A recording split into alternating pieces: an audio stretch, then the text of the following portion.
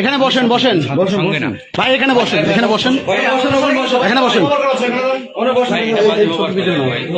আপনারা আপনি কি এখানে এসে আসছেন কেন? আচ্ছা, এখানে আমাদের কাছে খবর আসছিল যে এখানে নাকি নিচে মানে উনি হচ্ছে কয়রা উপজেলা আওয়ামী লীগের সভাপতি ছিল, আর 3 বার হচ্ছে ইউনিয়ন পরিষদের চেয়ারম্যান ছিল কয়রা উপজেলার। একটু বলেন, কাগজ লাগবে না, আপনি এখানে আসছেন কেন? আমি একটু কাগজগুলো একটু দেখাই ভাই, একটা কাগজগুলো দেন আমি দেখাই। না না ভাই, এখানে তো দেখাইতে হবে আমার কাগজগুলো, যে তার প্রমাণগুলো তো আমার দেখাই। দেখেন দেখেন, আপনি সব বের করেন। আচ্ছা, অবশ্যই। তো এখান থেকে আমাদের কাছে খোঁজ আসছে যে ওনারা এখানে বাড়ি করে এখানে আছে। তো আমার কথা হচ্ছে যে স্বৈরাচারের দোষর 1-1.5 বছর হয়ে গেল, তো এখন পর্যন্ত সে কিভাবে এইভাবে সারাভাবে আছে।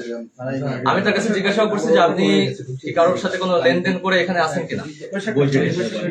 সে আমাকে বলতেছে যে না, কোনো কিছুই না ভাই, আমি কোনো কিছু করি নাই, আপনি ভালোভাবে আমার খোঁজ খবর নিয়ে দেখেন। এরপরে হচ্ছে আমি ফয়জুল্লাহ ভাই, খুলনা জেলা এসিপির প্রধান সমন্বয়কারী ফয়জুল্লাহ ভাই, তাকে আমি জানাইছি যে ভাই এরকম এরকম একটা খবর পাইছি, আমি কি করবো, আমি সেখানে যাবো। আমাকে তৎক্ষণাৎ বলছে যে আচ্ছা ঠিক আছে, তুমি আপনি এখানে আসেন, কই যাচ্ছেন আপনি? আরে এটা বসেন না, আরে ভাই কি ব্যাপার, আপনি সাংবাদিক, এখানে বসেন, এখানে বসেন। আরে দাঁড়ান না, এই নিয়ে যাচ্ছে কেন ভাই? আরে নিয়ে যাবেন, কথা আছে তো, সাংবাদিকরা আছে। দাঁড়ান দাঁড়ান। প্রিয় দর্শক, এনসিপির জেলাইতে পরিচয় দিয়ে থানায় নিচ্ছেন কেন?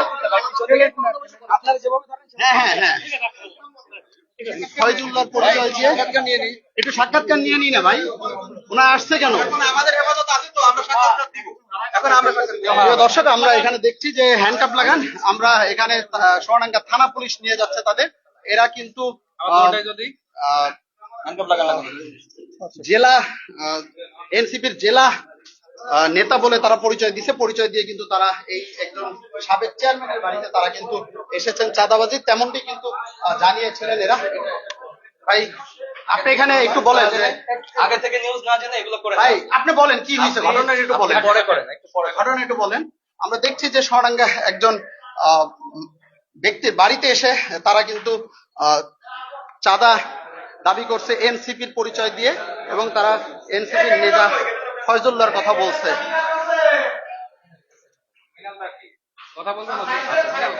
আপনারা দেখতে পাচ্ছেন এই যে তিনি এসেছে, আমরা কিন্তু ভুক্তভোগীদের সাথে কথা বলবো যে তারা কয়জন আসছিল আপা আপনাদের এখানে? পুলিশ ভরা সাংবাদিক ভরা, 3 জন আসছিল, 3 জন আসছে। আমরা কিন্তু এই যে 1 জন 2 জন, আমরা আরেকজন হচ্ছে, এই যে মোট 3 জন কিন্তু এখানে এসেছে, এবং আমরা দেখছি যে সোনাডাঙ্গা থানা পুলিশ তাদের এই মুহূর্তে থানায় নিয়ে যাচ্ছে।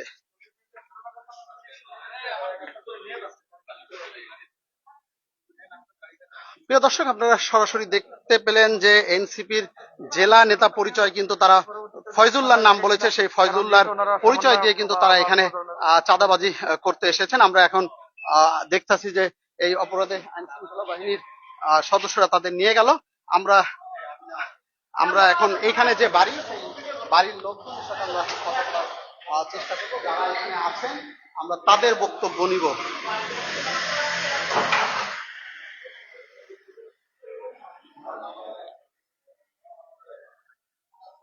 ভাই ঘটনাটা কি ঘটছিল একটু আমাদের যদি একটু বলতেন ভাই। একটু আচ্ছা, এখানে এনসিপির পরিচয়ে তিনজন ব্যক্তি, আওয়ামী লীগ পরিচয়ে একজন সাবেক চেয়ারম্যান কয়রায় বাড়ি, ওনার বাড়িতে এসে ওনাদেরকে মানে খারাপ ব্যবহার করা শুরু করে এবং চাঁদা দাবি করে এনসিপির পরিচয়ে, যে 20 লাখ টাকা না দিলে আপনাদেরকে ধরে থানায় নিয়ে যাওয়া হবে।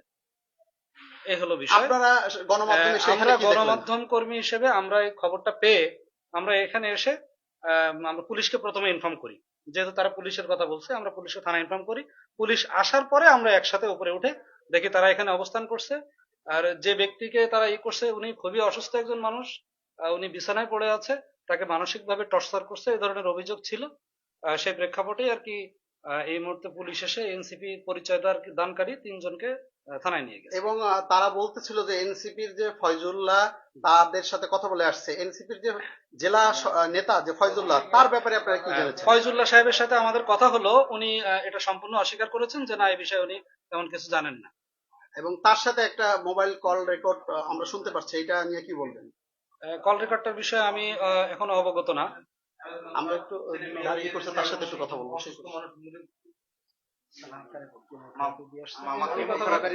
ওনার মেয়ের সাথে আমরা একটু ঘটনাস্থলে যে তার মেয়ে ছিল, আমরা মেয়ের সাথে একটু কথা বলবো যে আপা আসলে ঘটনা কি ঘটেছিল, আপনি সরজমিনে ছিলেন, যদি একটু বলতেন। হ্যাঁ, আসলে ওনারা আসছে অনেকক্ষণ, মানে আমার আব্বু নিচে ছিল গ্যারেজে, ওখানে এসে কথা বলার পরে অনেকক্ষণ কথা বলতেছিল। তো তারপরে এক পর্যায়ে উপরে চলে আসে, ঘরের ভিতরে এসে 20 লাখ টাকা 25 লাখ টাকা চাঁদা দাবি করে। তো পরে আমার আব্বু রাজি হয়নি যে এত টাকা তো আমার কাছে নাই। তারপর ওরা অনেক খারাপ ব্যবহার করে, তারা কি রাজনৈতিক দল পরিচয় দিয়ে আপনাদের উপরে বললো যে আমরা এনসিপি থেকে এসেছি, আমাদের হচ্ছে কেন্দ্র থেকে পাঠানো হয়েছে এখানে, আপনারা আওয়ামী লীগ করেন, আপনাদের হচ্ছে তাই জন্য আসছে। হ্যাঁ, এই মানে হ্যাঁ, যে আমরা একটু শুনবো যে বিস্তারিত যে আপার কাছে যে যিনি ঘটনা জানে, আপা একটু যদি বলতেন যে তারা কি বলে ঢুকছে এই বাড়িতে তিনজন এবং কি- ওনারা হচ্ছে নিচে তো কাজ করতেছিল আব্বু আর ওনার ছেলে, তো ওনার হচ্ছে প্রথমে এসে বলেছিল যে বাসা ভাড়া নেবে, তাই বাসা দেখতে আসছিল। তারপরে পরে এসে আবার চলে গেছিল, তারপরে আবার ব্যাক করছে। ঠিক আছে। আপনার নাম্বার কি?